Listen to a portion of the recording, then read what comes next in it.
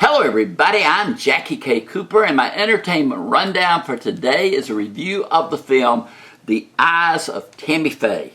Now, for somebody my age, which most of you are not, but I remember well when Tammy Faye and Jim Bakker came on the scene. They were a preacher, and he preached sermons and she sang, and they had a ministry, the PTL Club, and then they created something called Heritage in North Carolina, which was almost like Disneyland for Christians, and then there was Scandal, etc.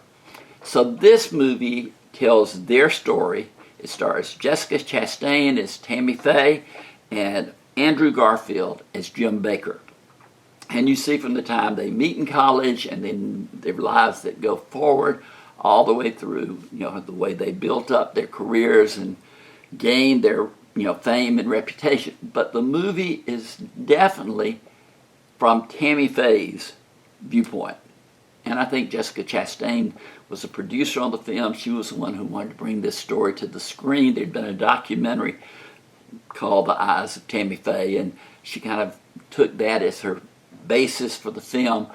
But it's definitely slanted toward, being kinder to her, and that may have been the way it was in real life. Maybe she was a nicer person than Jim Bakker was, but it does seem to slant it more toward her.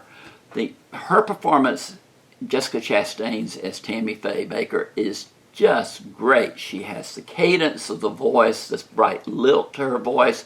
At one point, somebody accuses her of sounding like Betty Boop, and she says, "I thought that was what you wanted."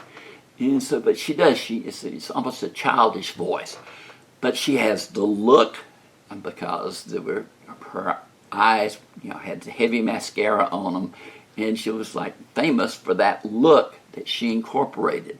But it shows, a viewpoint of Christianity and what, happened to these two people who may have started out with the best of intentions, but then the world came calling and got in the way.